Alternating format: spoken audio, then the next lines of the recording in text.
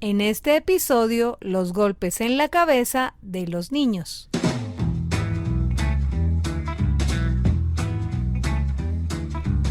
Bienvenidos a Dr. Rafita Radio. Mis papás aprenden con Dr. Rafita Radio.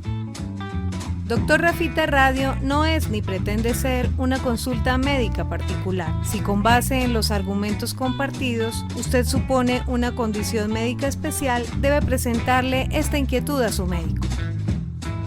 Porque todos entendemos lo que se explica correctamente. Con ustedes, nuestro anfitrión. Hola, un gusto estar con ustedes. Mi nombre es Rafael Peñaranda, médico pediatra, director y presentador de este podcast de educación infantil en español, Dr. Rafita Radio, con información de valor para padres y cuidadores de habla hispana. Este es el capítulo número 17 de nuestro podcast, que reaparece luego de un receso de ajustes y reorganización de mis actividades profesionales, después de una época de cambios que exigieron tiempo y concentración antes de retomar este proyecto educativo. El equipo continúa la cuarta temporada y se tienen listos muchos temas con excelentes invitados para producir nuestros programas. El blog en la página web, los videos para YouTube, Instagram, Facebook, además de un proyecto de infografías que irán descubriendo en nuestras redes. Hoy les hablaré de los golpes en la cabeza de los niños, lo que técnicamente denominamos en medicina como trauma craneoencefálico. Los golpes en la infancia son frecuentes y según las edades cambian los riesgos para su ocurrencia, dependiendo de su desarrollo y de las actividades consecuentes a las destrezas que van adquiriendo. Los bebés caen de los brazos, de las camas, de los muebles y de los caminadores, incluso bajo el cuidado de los adultos. Los niños inician a caminar y tropiezan mucho, cayendo desde su propia altura, estrellándose contra los bordes y las superficies duras de las estructuras sólidas contiguas. Es así como la parte posterior de la cabeza, la frente, la nariz y el mentón son los puntos más comprometidos con los primeros pasos. Con mayor edad y habilidades chocan entre ellos, pierden el equilibrio desde mayores alturas, se lanzan cosas, colisionan en los deportes o caen de máquinas en movimiento como patines y bicicletas. Sin olvidar que a cualquier edad pueden ser víctimas de accidentes de tránsito o desastres naturales. En ese contexto, los traumas en la cabeza están a la orden del día. Debemos recordar que el cráneo es una estructura pesada, que a menores edades corresponde proporcionalmente a un mayor porcentaje del cuerpo total, y por simple física, al caer, jala golpeándose primero que el resto del organismo. Muchos de los golpes en los niños se reciben en la cabeza, incluso repetidamente mientras crecen, pero solo algunos revierten gravedad, realmente pocos, exigiendo a los padres y cuidadores un conocimiento básico para determinar su importancia y un adecuado proceder. Se estima que 1 de cada 10 niños sufrirá un trauma importante en la cabeza a lo largo de su infancia. Los traumas del cráneo pueden traer diferentes consecuencias.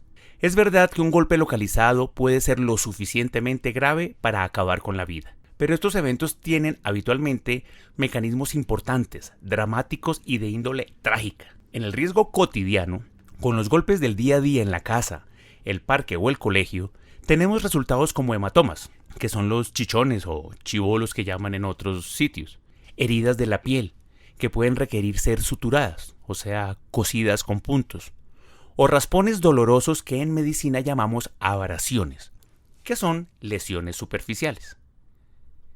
Es difícil romper los huesos de la cabeza, ya que es un fuerte casco de hueso muy resistente, del que podemos decir que aguanta bien el maltrato en los niños. Aquí cabe recordar que los pequeños pesan poco, los niños son livianos, mucho más que los adolescentes o los adultos, y esto trae menor aceleración al caer. En otras palabras, mientras menos pesado es el cuerpo, menos fuerte es el golpe, y menos duro se pegan por la aceleración de la gravedad. Esto les da una ventaja protectora. A los médicos nos preocupa en estos traumas lo que pueda pasar por dentro de la cabeza.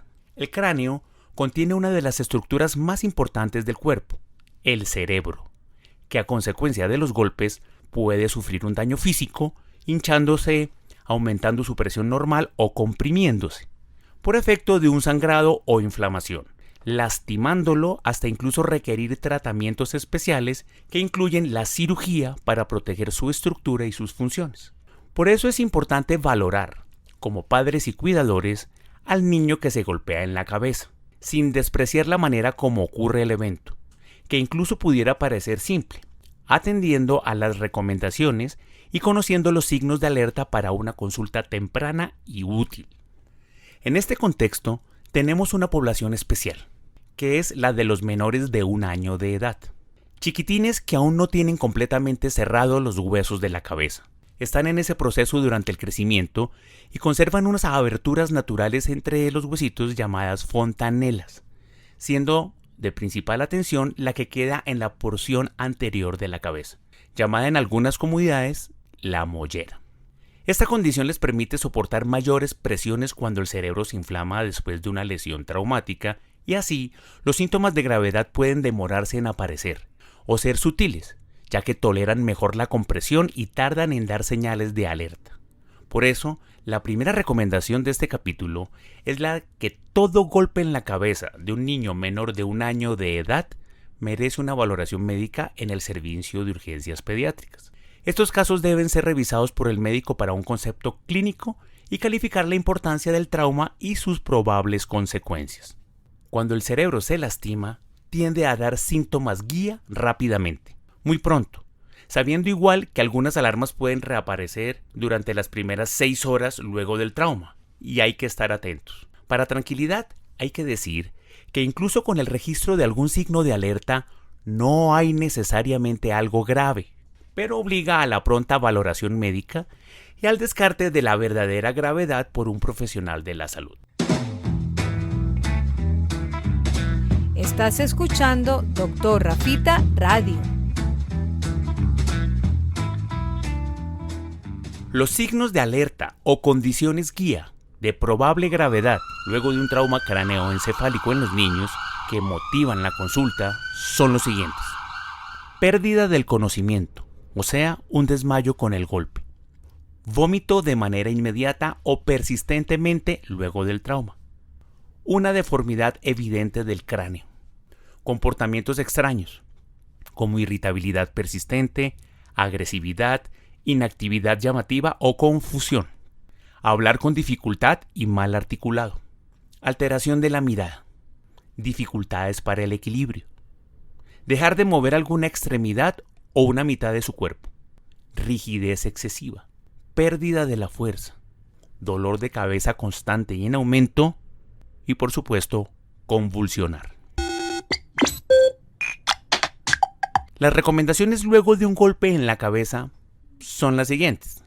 Revise el estado de conciencia, la alerta con la respuesta al llamado y la posibilidad de mover brazos y piernas.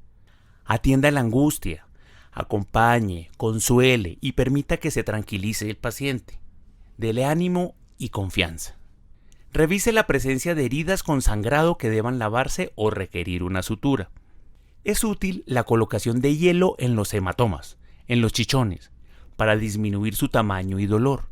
El frío comprime los vasos sanguíneos controlando el sangrado por debajo de la piel. No descuide las demás partes golpeadas del cuerpo, pues es común que atender la cabeza sea la prioridad y no se tengan en cuenta la inflamación de articulaciones y las posibles fracturas de clavícula, muñecas y tobillos o incluso heridas en otras áreas luego de una caída.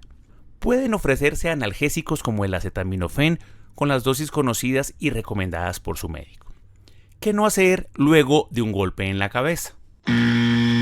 No use cremas de árnica, cucharas frías, trozos de papa, café o carne fresca sobre los hematomas. Se debe recordar que el hielo es la recomendación.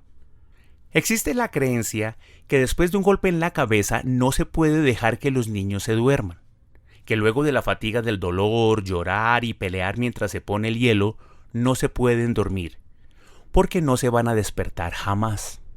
Obviamente esto no es verdad, y si el padre o el cuidador no encuentran signos de gravedad, pueden dejar descansar al pequeño o decidir consultar rápidamente con alguno de los síntomas que pueden estar presentes como alerta.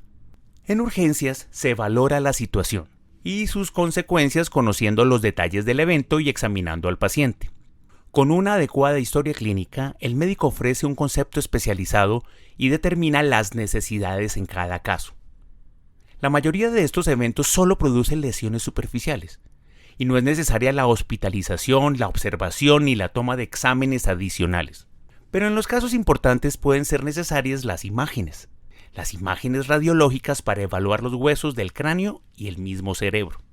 La imagen que a decisión del médico frecuentemente se usa es la TAC o tomografía axial computarizada, que nos permite acceder a estos detalles. No se usan las radiografías del cráneo, su información es limitada y no evalúa las estructuras internas. Pero por favor, permita que el médico decida si una tomografía es necesaria o no.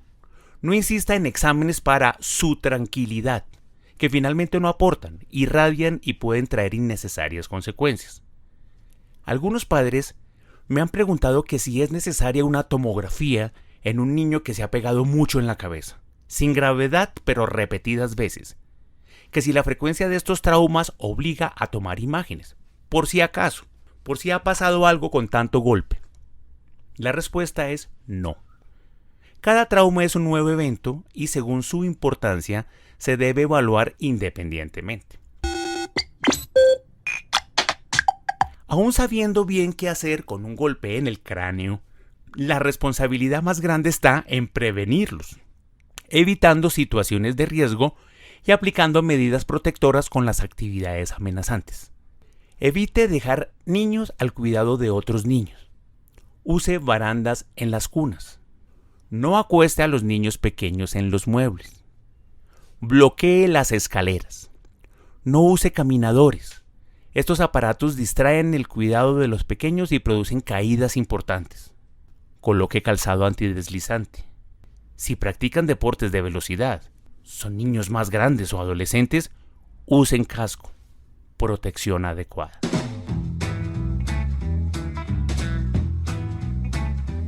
En el próximo episodio de Dr. Rafita Radio hablaremos de las convulsiones febriles, de esas convulsiones que se desencadenan por la fiebre en los niños, de lo angustioso de los eventos y de su adecuado enfoque y significado, de lo que verdaderamente pronostican mostrando benignidad en casi todos los casos. Aclararemos falsas creencias con un valioso invitado. Nos acompañará nuevamente en cabina el neurólogo pediatra Juan Esteban Cote, con quien como destacado médico especialista conversaremos. Dr. Rafita Radio es un podcast y un video podcast grabado en los estudios del Dr. Rafael Peñaranda, con la asistencia de la doctora Viviana Fajardo en la presentación, de Simón Peñaranda en la ingeniería de sonido y de Sara Sofía Peñaranda en el arte gráfico. Recuerden que tenemos información en Facebook, Instagram y Twitter como Dr. Rafita y en LinkedIn como Rafael Peñaranda. Pueden visitar www.drrafita.com para encontrar todos los episodios del podcast, el material del canal de YouTube, el iniciado blog, los servicios y la conexión con todas nuestras redes sociales. La producción de este programa agradece permanentemente la asesoría del Dr. Jorge Enrique Zamora en Colombia y del Dr. José David Gámez en los Estados Unidos de América. Un abrazo para todos y nos encontramos en la próxima transmisión de su podcast.